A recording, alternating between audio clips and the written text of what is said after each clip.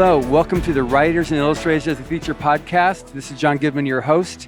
We're here in Miss Pitty Pat's porch in Atlanta, Georgia, as part of DragonCon with a world-renowned and my amazingly good friend, Larry Elmore. Welcome, Larry. Thank you. It's good to be here. Another DragonCon. Wow. Exactly. So we met at DragonCon, Yes. I think 4 years ago, 5 years ago. 4 or 5 years ago, at least. When I came up to you and said, hey, can I talk to you about this contest? My name's John Goodwin. And you're like, who is this guy? I was really, really busy. And you kept coming back. And I'm like, I don't have time to talk about some art. I don't want to judge some art contest. And finally, I just said, I give you my email and phone number. I said, contact me after the con so we can actually talk, you know. Yep. Because it was so crazy.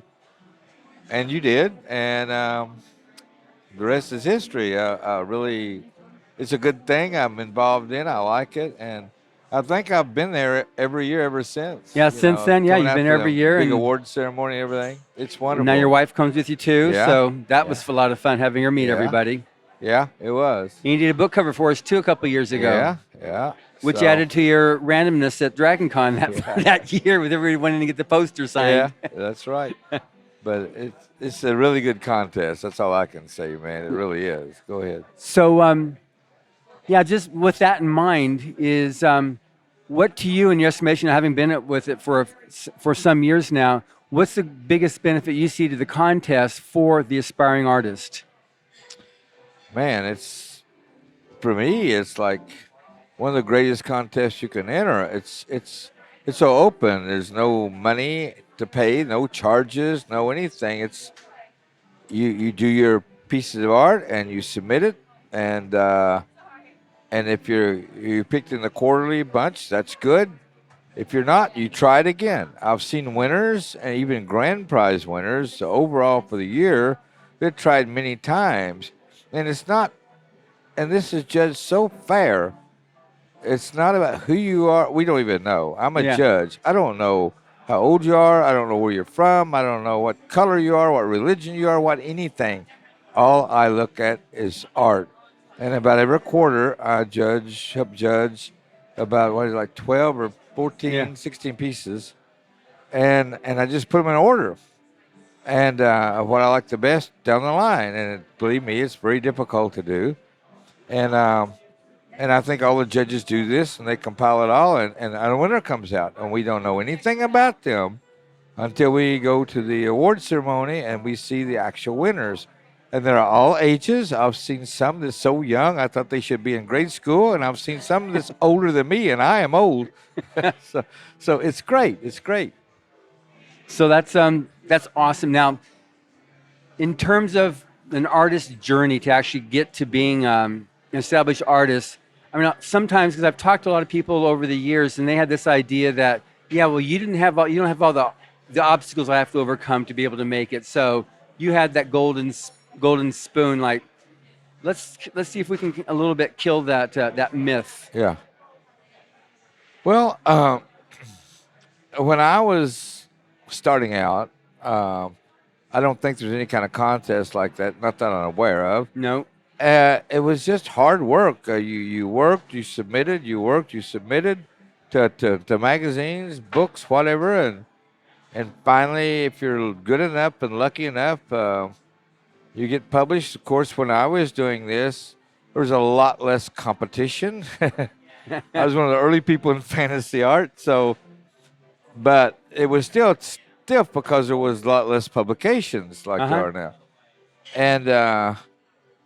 But I was prepared. I had a wife and kids. I still do, same ones. And back then I was young and I had to make X amount of money to live. It was stressful, but I did it, stayed at it, and slowly things started working for me. With a contest like this, I think just the fact of entering it and it being so fair, it breaks the ice for you, because I was always afraid to enter contests because, well, it's going to cost me money, or it's already rigged, or they're going to pick their friends, or if you're not from New York or something, you're not going to count. Yep. I'm from rural Kentucky. I grew up there. So I thought, oh, this stuff is just baloney, or just it's preconceived who's going to win. Yeah. But then when I got involved in this, there is no preconception. It is wide open. Yeah. You, no matter what kind of art you do, stand just as good a chance as anyone at winning it. We judge totally on what your art looks like. It doesn't make any difference if it's digital, if it's original oil paintings, if it's pencils, charcoal, mixed media, pastels. What does it look like, and how well it is executed? And I'll tell you now, if you're going to enter, sometimes the quarterlies are weak. If you're not that good, you got a good chance of winning. And then some quarters, it's like everybody's really good. Like, man, I'm glad I wasn't entering this year. So, but you never know. And if you don't get it one time, try it again. That's the key point is persistence. That is, try it again. And what happens? Some of the, I as a judge would start recognizing a style. Like, hey, wow, this person's getting better, and I recognize their style, and that does mean something. Even though I don't know who you are, I just recognize the art, and or the art style. Yeah. And so it's important. And then winning it, you wouldn't believe what happens when you win. It's like you've died and gone to heaven and went to Hollywood. And literally, that's what happens. Yeah. And it's really fascinating. It's a big boost, a big feather in your hat. You get published. In the last, I don't know how long it's been happening, but I know the last few years, the book is published with your art or your story in it. Hits the New York Times bestseller list. So you're seen a lot, and it's something to brag about, something to put in your portfolio. And I'm sure, well, I've talked to some past winners, it's a huge kick in the butt for you, a huge step forward. And that's what you need when you're starting out. And no matter how old you are, if you're starting out, you're starting out. It doesn't make any difference if you're 19 or 69. Yeah, we had one of our winners about 4 or 5 years ago. He was 64. Yeah. He finished one career and he wanted to get it back into art. Didn't one of the writers last year said, I bet I'm the oldest winner. He was like 70 or something. Yeah. Somebody said, I think there's somebody older than you that won. But he was excited as a kid. Yeah. Because that was his love. That's what he always wanted to do.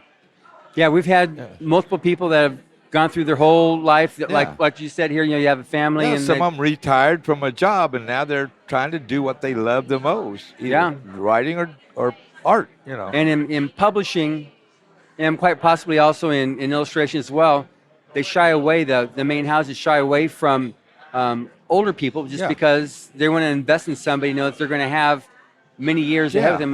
Here, it's like, that's not what it's about. It's about if you got what it takes. It's about the quality of what you're doing. That's what it's about. And I look at it this way. If you're an artist or a writer, if you're good, people want to see it. If you died 5 years later of old age, at least we had you for 5 years. Yep. I mean, there's no guarantee if you're a young artist or writer in your prime, anything can happen in this world. That's so right. if you can get 4, 5, 10 years, that's great, because it fulfills that desire in you, that yearning, and that you want to create, and it fulfills that creativity, and you're starting to be noticed, seen, published. That's wonderful. That's what it's all about. To share what you do with other people. That's the whole thing. And one thing that's really good too about the Illustrator contest is because there's no language connected with it. You can be from anywhere in the world and submit. Yes. And I love it when we see art styles from China, from Japan, from Korea, from Africa. And they've all won. All those different art styles have won. Yeah. That's what's so great about it. Even people that's won and they can't even get out of their own country to come to the awards. Yeah. That's sad, but they are happy they won, and it's a worldwide competition. Because even if the winner can't make it here, one thing we also do is we have a lot of media we do for the winners to help get their name in front of potential clients, fans, to help them launch that career. This is one, now it's starting to get a little bit more popular now, but it was the best contest you'd never heard of. Like I said, when they was trying to get me as a judge, I didn't know what in the world. I thought, well, it must be for like one of these big magazines, art magazines, or competition. I thought, I don't know if I want to fool with that. If you're not so-and-so or so-and-so, you're not even going to be looked at. Yeah. And but when I started getting involved, when I first went out there and seen what was going on, I couldn't believe it. It's great. It's fair as fair can be, and it doesn't cost you anything. The original judges on this thing, like Kelly Freas, Frank Frazetta. Yeah, those are the guys that started. Yeah. Yeah. I couldn't believe that I was in their category when I went out there. Like, oh, you mean they were judges? I said, yeah. I'm like, oh, my God. Well, I'm a judge for sure now. Yeah. Will Eisner, he's got his own award in Comic-Con, and he was one of the first judges. Yeah. So any advice you'd have to give to the aspiring artist?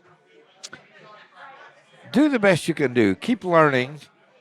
And if you try to see when you're in a rut, look at what you're doing. See if there's progress being made. Find your weak spots and practice. Get good as you can get. As far as a contest, don't enter any old piece. Pick out the best you got. Really look at it. It's all important.